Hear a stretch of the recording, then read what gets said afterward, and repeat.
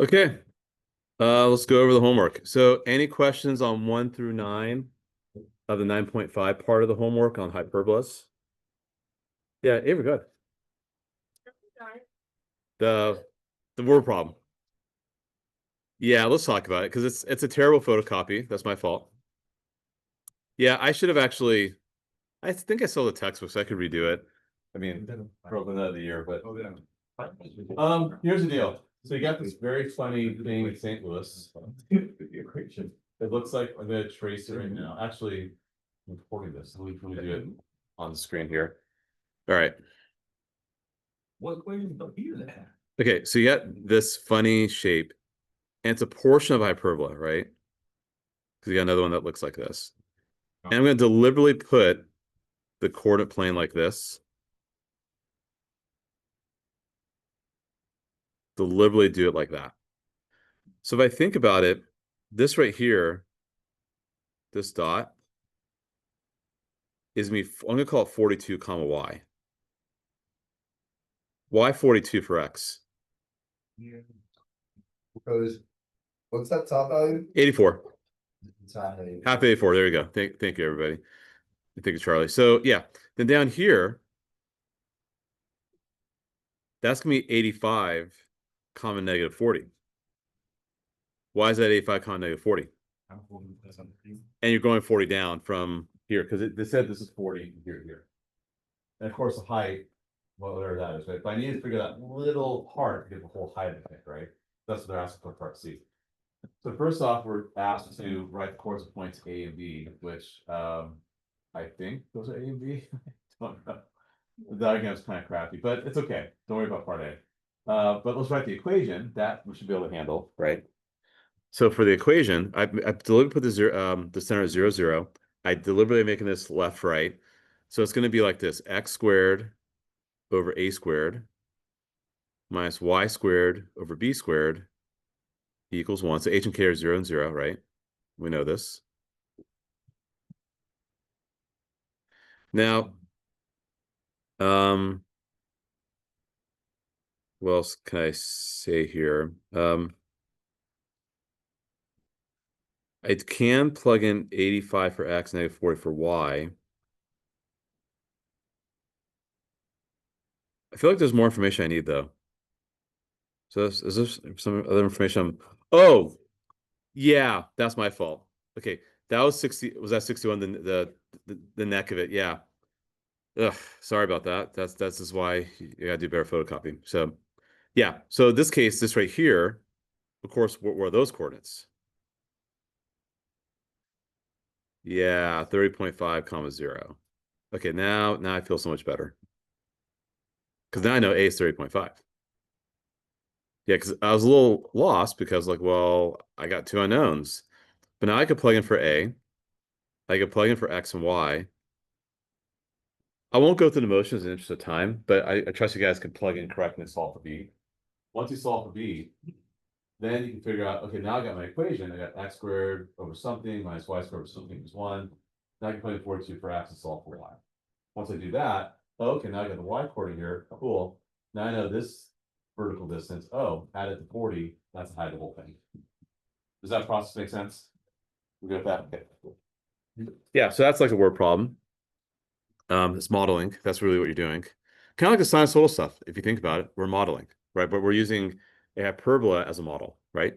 We're modeling the contours of that sides of this building as a hyperbola. So, okay. The ones beforehand, were those okay? Or the ones on the next page? Yeah. I was trying to say that in this problem on the homework, I just didn't like do it. So I Do it later. no, I just like told you that I wasn't see on the. Oh, I haven't looked at it. Okay. I'll do it later. Sure. Okay. Okay. Well, thank you for the message. Appreciate it. All right. 9, 6. Anything here at all? Like I think I asked 4 and 8. No question on 4 and 8. We're okay. Sure. Yeah, no problem. So what I would do is I would just do a quick sketch. So the foci are always going to be further away from the center than the vertices will be for hyperbola. You got 6, negative 3. So I'll kind of say 6 is here, negative 3 is here, and 1 is here. And then 6, -6.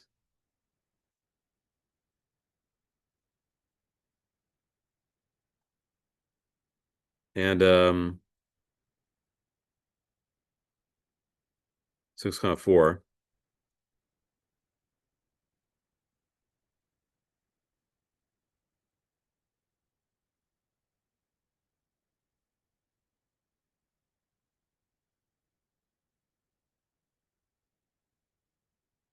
So that makes sense how I drew it.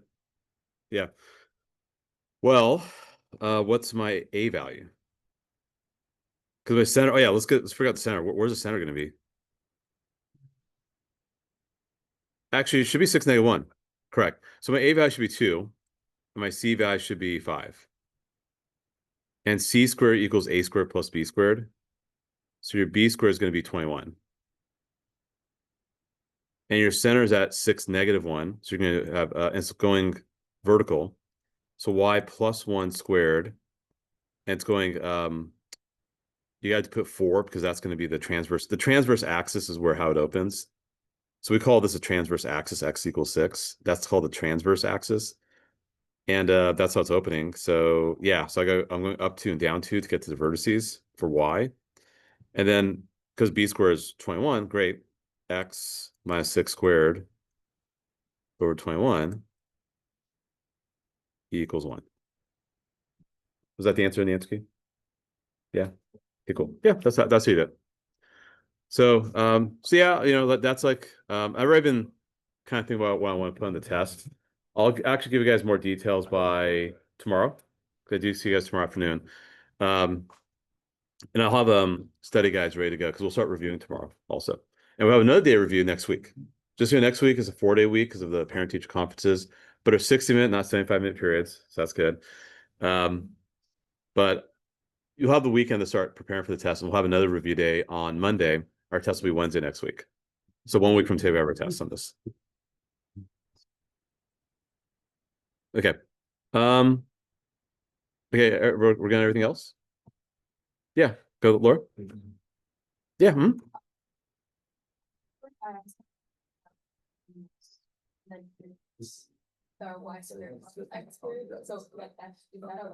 Wait, so you factor what, sorry? Okay, yeah, no, you want to do that, yeah. You have to. Yeah, you want to do that, yeah. Like this, right? Is that what you did? You want to do that? Yeah.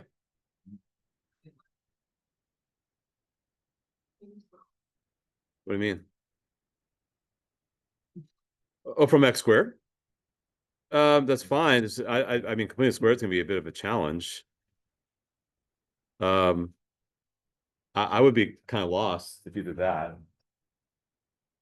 So you want to keep that as so when you do complete a square, you want that to be a perfect square. The coefficient of x squared. -1 is not a perfect square. 1 is. So you really want to factor that negative. I mean, you could try doing it, it's just gonna get really messy. I wouldn't do that. Yeah. Okay. So our plan for today is we're gonna incorporate some trig into this. I also want to talk about how to solve quadratic, because I'm gonna assign this for homework as well. But what I'll do is, before we finish our notes today, I'll kind of do some of these problems. So when you do the homework, you have something to follow. I'm not gonna assign all these because that's kind of crazy. Maybe I might assign like 3 or 4 of these, but I do want to do one of these with you guys, just so you know, hey, how do I solve a system of nonlinear equations? Probably elimination or substitution, some combination of that would probably make sense. So we'll talk about that. And of course, these are conic sections. You can graph these and see where they touch, and where they touch will be the solution, because the algebraic solution should match a graphical solution. So we'll talk about that too today. All right, so let's go on to page 19. I know we're jumping around a lot. Let's go to page 19. And we're going to talk about something called parametric equations. And then we're going to start getting some trig stuff. And we're going to see how this relates to conics. And it's going to really blow your mind. It's going to be crazy. It's going to be good, though. So we've got quite a bit to do today. All right. That's good. I got you guys fresh on Wednesday morning. So good time to talk about it. All right. So Lucas, can you read the beginning of page 19 where it says parametric equations are used? Hey guys, quiet down. They're used with one express x and y for third variable using t or data. Parametric equations are useful in defining an object living in place in a plane or space, arc of motion in 2 or 3 dimensions, and graphing curves that are not functions. Keep going. In the XY plane, we have an x and y defined in terms of t or theta. You have what is called a set of parametric equations, which creates a parametric curve, and t or theta is called a parameter. Okay, so it's gonna look a little crazy right now. Like there's a third variable, there's a t, right? Or we'll use a theta later on. And you have x and y in terms of t. Again, why do we have this? For those who are taking physics, have you guys done projectile motion for those who are in physics right now? Okay, so for projectile motion, like when you look at a projectile, you want to be able to break it down to its horizontal and vertical components, right? Like, okay, there's a horizontal motion, like if you like kick a football or throw a football or hit a golf ball or anything that involves motion, right? Or launching a rocket, whatever. There's horizontal motion and there's vertical motion. And so if we put x, if x is your horizontal distance, y is your vertical distance, and there's time, right? Because as time passes, things go further along horizontally and further along vertically. So that's why we have it. But we're going to take a little more abstract approach and use this in a way to incorporate trig with the conic sections. And then this will really open the floodgates for what we do in our next unit on polar functions and vectors and all that stuff. So we're kind of scratching the surface right now, this whole parameter thing. So for example, x of t equals this, y of t equals this. So you're asked to construct the chart and graph this by hand and let t be between those two numbers. And then actually it's going to be a conic section. So, and then we're going to do some algebra with this in part B. For now, here's what we'll do. I'm going to make a 3-column table. T will be my first column. X will be my second column. Y will be my third column. And I'm going to choose 5 values of t. Because you're told to. Well, you don't have to do 5. I could have done like 20 because I have 50. 5 is good enough. But I am told it goes from -2 to 2. So I have to respect that. And of course, just plug them into the equation for x and y. So if you plug in -2, that's easy. What's x going to equal if I plug -2 for t into x equation here? What would I get? 1. Good. How about the y equation? So I'm going to plot 1, -6. Sweet. Just plug in -1. What happens when you plug in -1? And the other one's -3, right? So that's going to be okay. Plug in 0. And 0. Okay. I'll be honest, I'm not sure what we're doing right now, but we'll find out what it looks like. If I plug in 1, what do I get? Still -5, but 3 in this case. Okay, I think I know what we're doing now. What do you think we're doing? Yeah. Okay. And plug in 2. 1 still, but of course 6. Cool. Okay.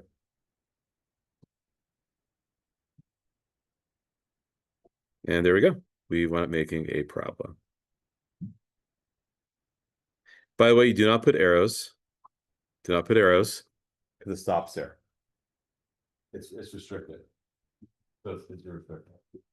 Okay. You can also graph this in the graphing calculator. Let's hold off on doing any technology with this for now. Let me think about that maybe tomorrow because I think I might go back to Desmos again. And now I know how to do the lockdown browser. I think I might just say screw this graphing calculator nonsense and just, we're 2025. Like, what's going on TI4s? Like, let's use Desmos, right? I don't know. Anyhow, let me think about that from a technology standpoint. But you can start doing a lot of cool shapes because now you have this like extra parameter you can work with. Now, how can I prove this algebraically? So graphically, great. I pull in some numbers, plot the points. Yeah, it looks like a parabola. What could I do to prove this algebraically? Well, x equal 2t squared minus 7. We know this. And what did y equal again? 3t. So I want to get rid of t. It's called eliminating the parameter. where you remove t. How would I do that? What do you guys think? How? Correct. Yeah, that would be a good idea. And then just throw it into here. X equals 2 parentheses y over 3 squared minus 7. Technically, you're done at this point, but probably should clean up a little bit just so we know what's happening. X plus 7. I'll put a 1/2 on the outside here. Actually, is that a good idea? Yeah, what the heck. And that's y squared over 9. Okay. I skipped about a couple steps. I added 7 and divided by 2 simultaneously, right? And I did square root both sides because that would be weird. If I square rooted, I just had to y squared over 9. Notice I hesitate a little bit because I wanted square root, but I was like, wait, what am I trying to do here? I'm trying to write the equation of a parabola, right? And then lastly, if I multiply both sides by 9, you have 9/2 x plus 7 equals y squared. So if I think about it, what's my vertex? Yeah, that made sense. That's what exactly I had. That totally makes sense. I had that in my graph. And the 9/2, from what we've talked about now about conics, what does 9/2 represent? Not quite. It's not a linear function. It does deal with the width, so it's kind of like it. It's 4p. It's 4p, and p defines focus and its vectors. So 4p equals 9/2, and I don't know, it's like 9/8, I think. We solve for p. Don't worry about that. We're not going to find the focus for directrix, but it helps you find the focus in directrix. So 4p, and remember, I'll give you those formulas. I'll give them to you. All right, cool. So that's what's happening there. So now what we're going to do is we're going to take an equation and write parametric equations from the equation. Okay, so clearly this is a parabola still, right? This is still a parabola. And actually, let me have someone read that paragraph so you guys know what we're doing. Sophia, can you read where it says we have been learning?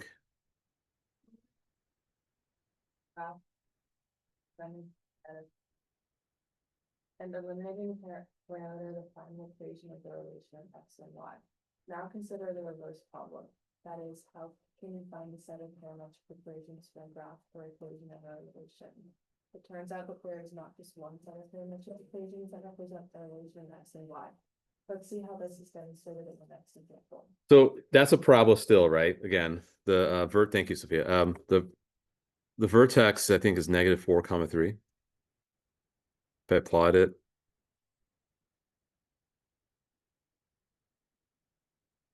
And how's it opening, by the way? Up, down, left, right. Which let's open up, yeah. Correct. So what if you let t equal x? Okay. T equals x. Great. Then guess what? 2y minus 3 equals t plus 4 squared. If I get y by itself, you should have this.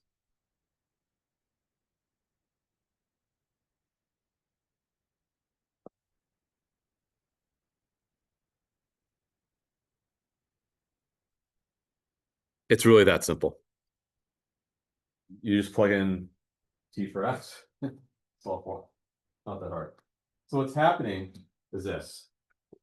And the more I think about it, I think I may want to actually do this in I think I do want to do some technology actually.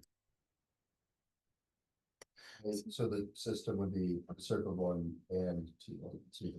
Yeah, exactly. So here's the thing. I could if I were to graph this, right? I'm gonna punch in the Desmos right now. So if I go to Desmos, hopefully it'll slow down my computer.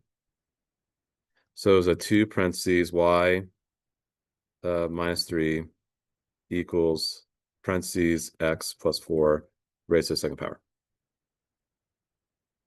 Yeah, there we go. Perfect. Yeah, that's it. That makes sense, right? Yeah,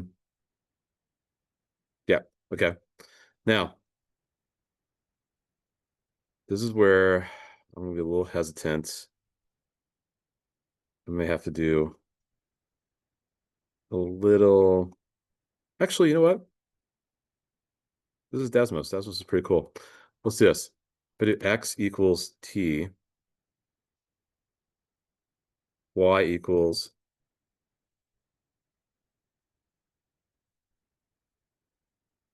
1/2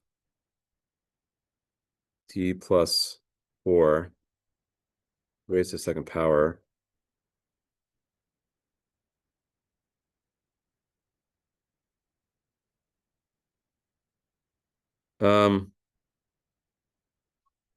It's not supposed to work that way.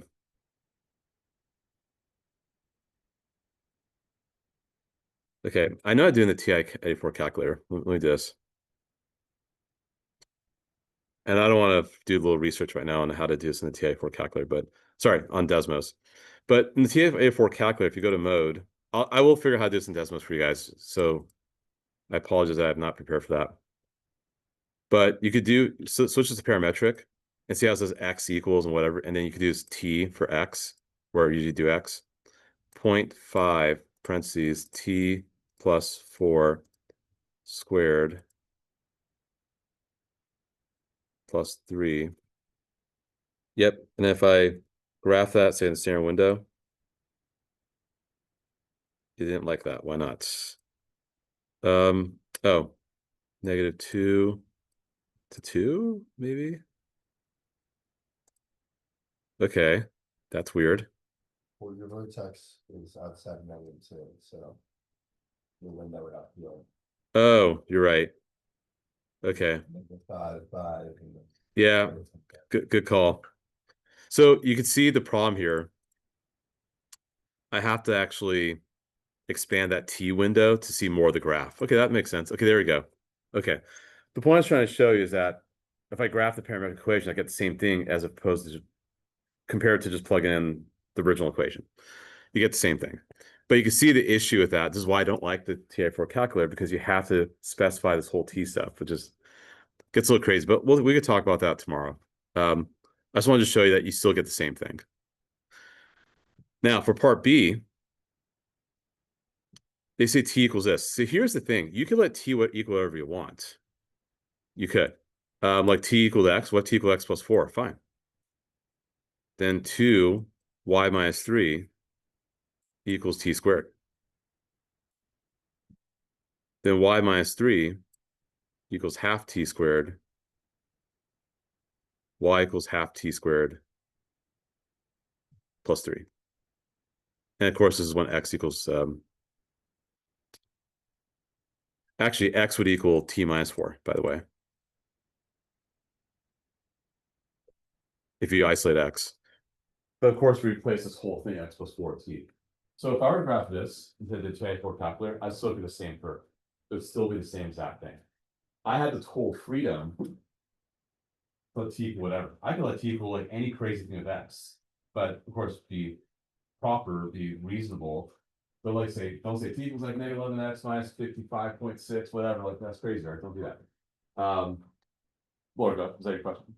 Yeah, I was just confused, like, what does T represent? Like this, T is where you want to be, where your little heart desires. is it like a range of numbers? Correct. Okay, Right. so that's why we can just plug it in for. Correct. Okay. But then Y has to respond to that. Okay. You know, then Y would be altered. So this is just another way of expressing that. But this is not really what I want to talk about. What I really want to talk about is example 3. That's the really more important part. Okay. So we're not going to do this in the calculator. I'll kind of tell you what's going on. So you have X equals cos theta and Y equals sine theta. I'll tell you what's happening.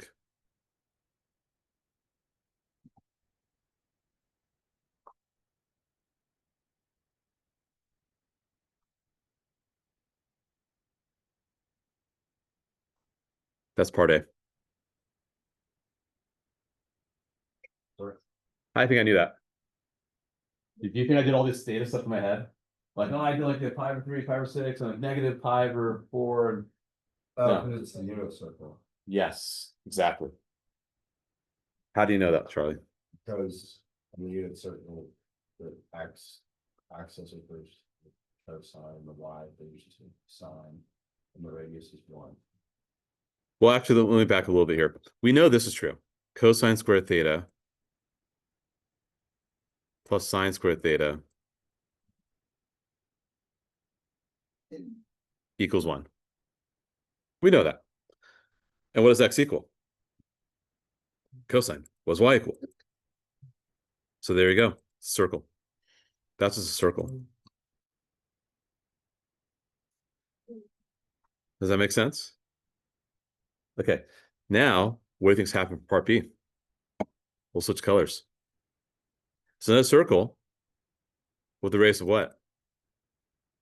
The radius will be 3, but you'll have a 9 involved. No, you have a 9 involved. That's good. That's good. There's a 9 involved. But the radius will be 3.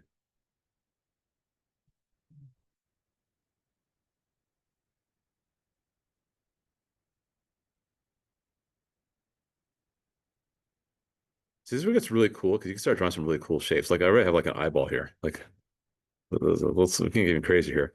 But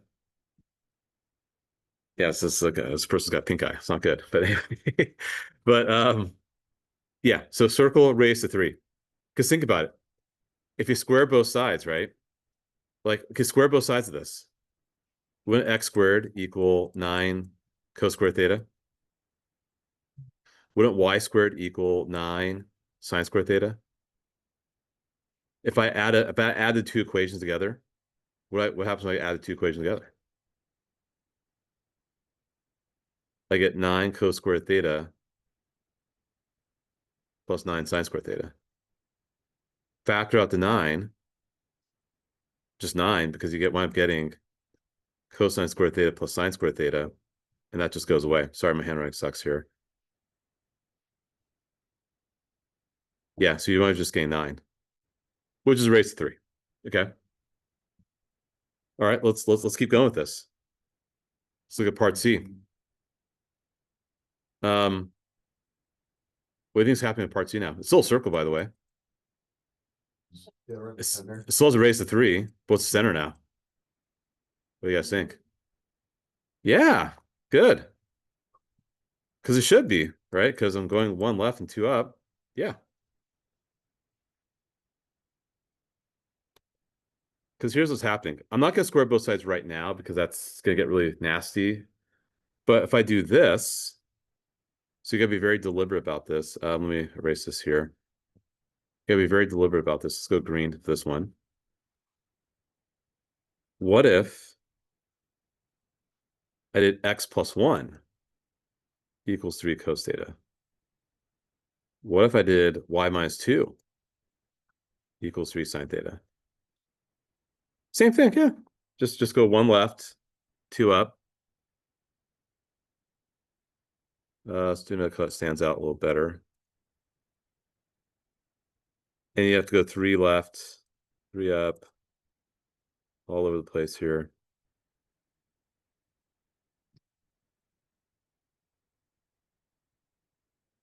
So, you know that little Desmos demonstration of like those rings? You could use trick to do that. That could help you with that. Those Olympic rings. So anyhow, so now you guys are kind of getting the idea here. We can now just kind of think about D without really graphing this in the calculator at all or doing any technology, just kind of thinking about it. So it's pattern recognition, right?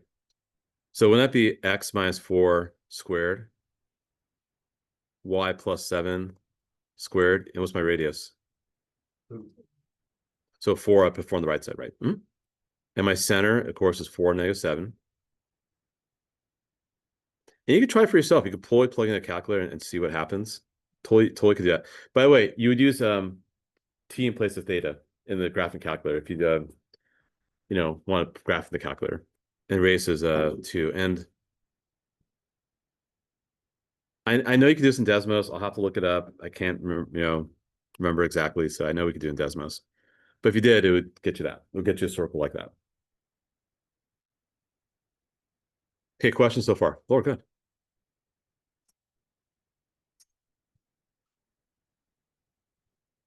What do you mean original? Oh, just wait. Just wait. Yeah, we're gonna do other stuff. Just wait. Okay. So all these are circles, right? For party, all these are circles, right? So now we know, like that's x squared plus y squared equals 1. That's x squared plus y squared equals 9. And again, that was x plus 1 squared plus y minus 2 squared equals 9. And you guys were actually supposed to be doing this as a demonstration. Like you're supposed to use your calculator, kind of short circuit that whole process, kind of just tell you what's happening. Okay.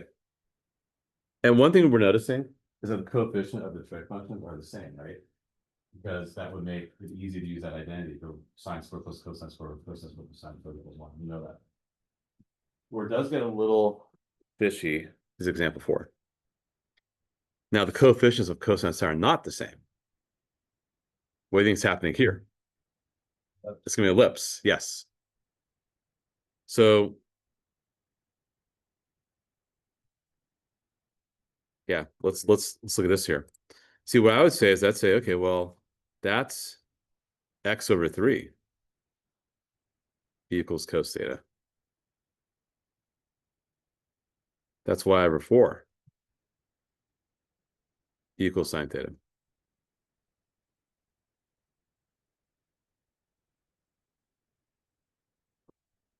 Then you square both sides. If I square both sides, when I get x squared over 9 plus y squared over 16 equals 1. Because you're going to have cosine squared plus sine squared, which is 1. The center is 0, 0. You're going 3 left, 3 right.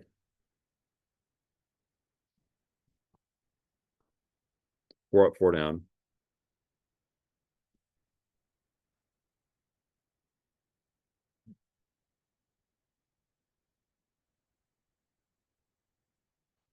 Okay, that's good looking ellipse.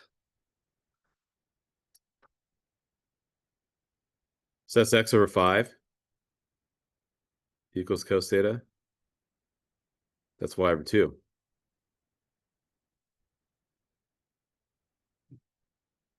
So how do you think I'm going to graph that one? How far left and right? Yep. Yep. 5 and 5. Up and down? 2 and 2.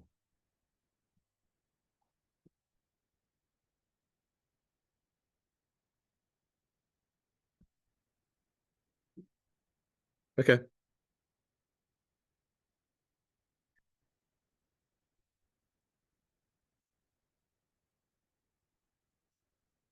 Now you guys kind of get the idea. I'd say x plus 2 over 9 plus squared y minus 4 squared over 4.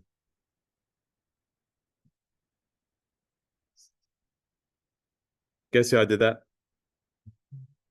I had to move the negative 2 over and divide it 3. Here I had to move the 4 over and divide it 2. Then I squared both sides. So if you think about it, x plus 2 over 3 equals cos theta. Y minus 4 over 2 equals sine theta. Every single time I'm deliberately isolating the trig function. Every single time. Then I'm using a trig identity by squaring both sides, and then I'm saying, oh yeah, x plus 2 squared over 9 plus y minus 4 squared over 4 equals 1. And your graph that should be pretty easy, right? Negative 2 comma 4.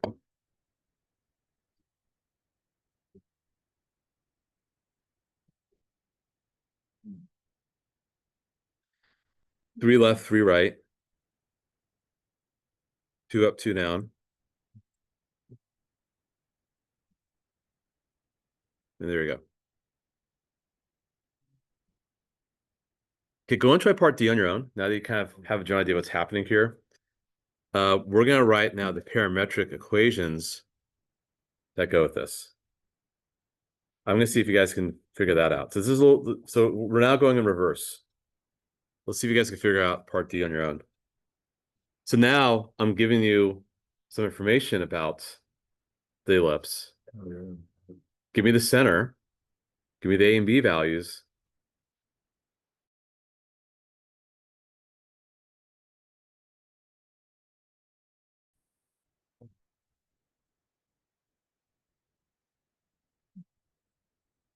That's called the rectangular equation. And this right here is called parametric, just so you know.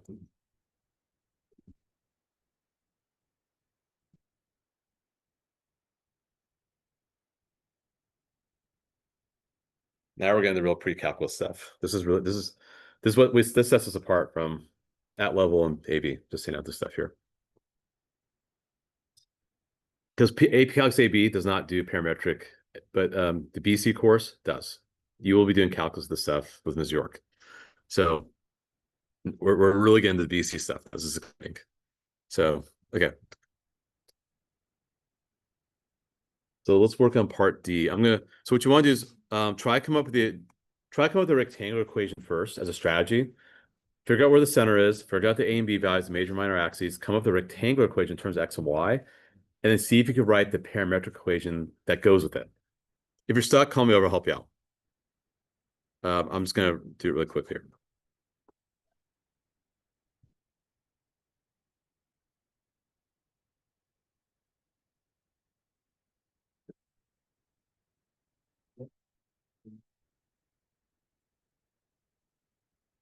Yes.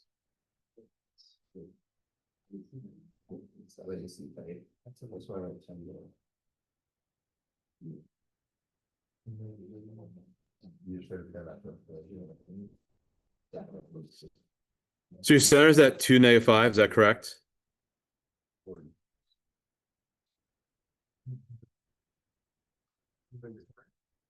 me a sec, hold on.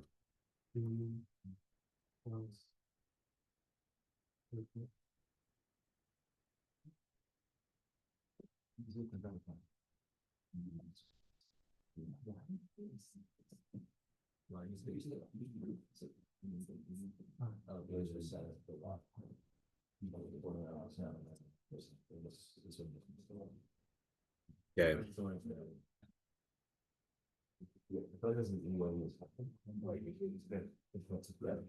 Notice that X goes with cosine, Y goes with sine. You guys notice that? That's kind of important.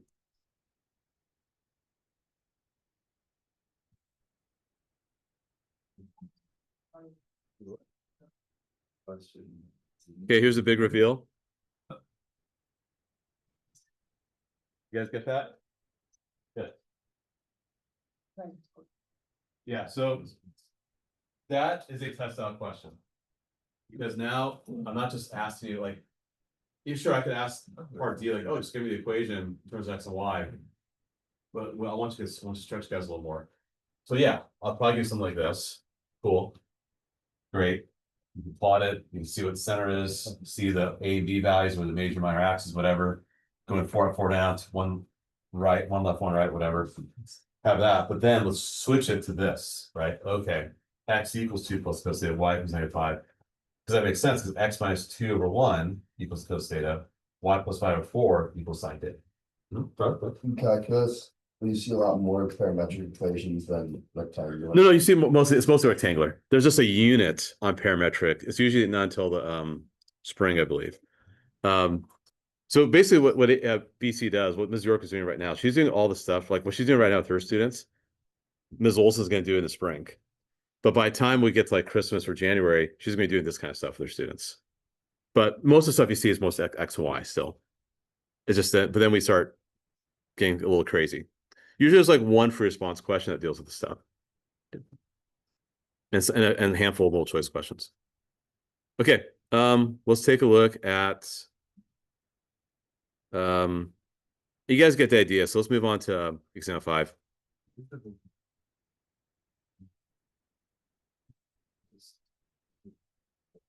So after I finish example 5, then I think. Wait, are there parametrics for hyperbolas? What was it? Sorry. Are there? Oh yeah. We're gonna get there right now. I'm just making sure. Yeah. Okay. So here's what's happening. If you think about it, x squared. Let me think carefully about this one here. Yeah, so we've done ellipses. We saw what parabolas look like. We saw circles. Now, you guys remember this, right? Let's back up a little here. Sine squared x or sine squared theta plus cosine squared theta. We know that, right? If I divide everything by cosine squared theta, you guys ever get stuck? If you need the other identity that goes with this.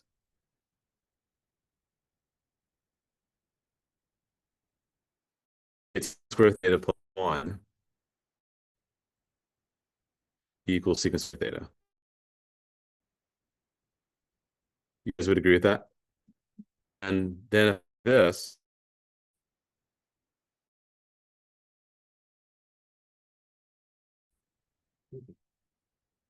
You guys agree with that too? Okay, cool. So what does that mean? 1 equals x squared. There we go. That is a hyperbola.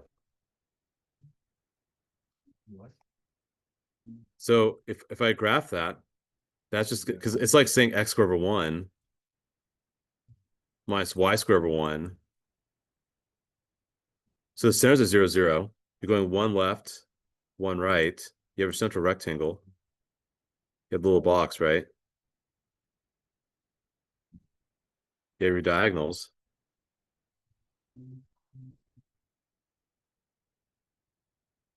And it opens left, right.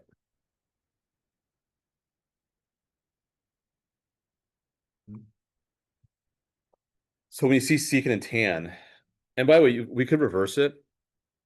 What happens when we reverse it? We can still happen. Up and down. Yeah, exactly. How can you just say that's where it intends without x squared? Is it just because of the? Oh, because we're right here. That's fine. That's fine.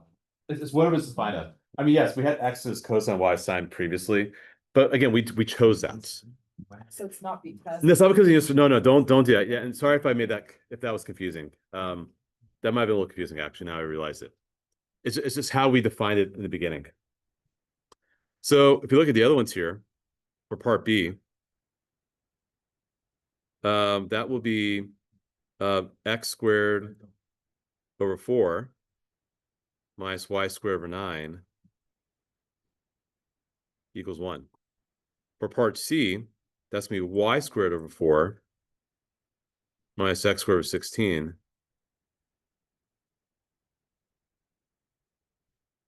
equals 1.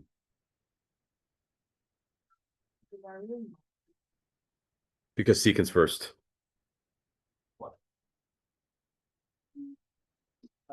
So what I'm doing is I'm using this. Actually, I should probably highlight that or let that stand out. I'll slow down a little bit. Wait, are we any of these formulas? No.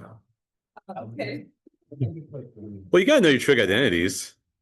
No. I mean like I mean this. Oh no, I mean definitely you'll be given all the. What was I gonna say? Two equations. It's just. Yeah, like the conic sections. Yeah. Yeah, hyperbola. Yeah, like all the ones in terms of x and y. Yeah, you can give that. Sure. Okay. Okay, we do need to start the homework quiz in just a moment. It's only 2 questions. Again, they're ACT style questions. So you should be able to do it in about a couple minutes each. Because on the ACT you gotta do, I think what, 40 questions. It's there now. It is there. Yes, these are, yes, I'll show you. I mean, I got them wrong. No, they probably didn't show up. They probably got lucky. They show up. They show up once every few months. Or maybe when did you take it recently? That was the first time this brand new format, so they may have removed this. Yeah, I don't know. But they were there like 2 or 3 years ago. Anyhow, that's hyperbola. So it's following the same thing. In the interest of time, I'm not gonna go through the rest of these notes. So we'll close some loops here. Tomorrow. Tomorrow we'll talk about systems of equations with all the stuff. We'll talk about test solve problems. We'll have test review stuff. We'll do more of this. There'll be a little homework on this. I think you guys can handle homework. But let's do the That's on Monday. Wednesday. It'll be too soon to do Monday. If you guys want, you guys can use graphic tablets. No. This is 10. What's this 10? What's this 10? What's this 10? Yes. I'll put the formulas on the board. If you don't have formulas in here, I'll put the formulas on the board. No,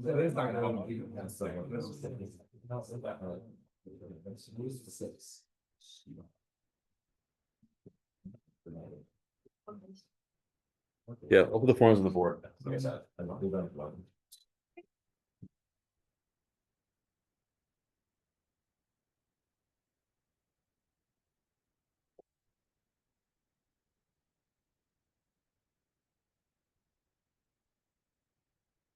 And c squared equals a squared minus b squared. Actually. Yes, we can ask functions now. Where are these? And I'll make more for our tests as well. Yeah, you guys see that.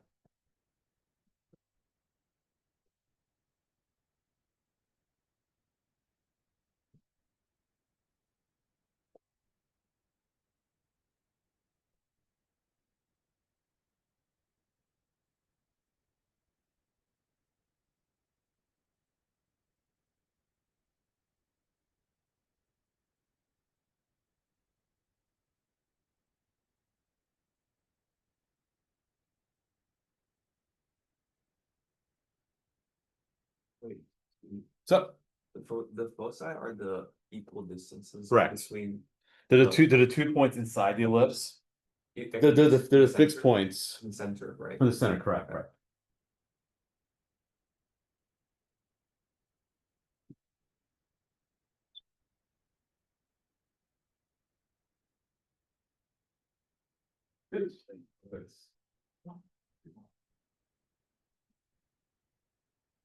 And by the way, these are it says number 59.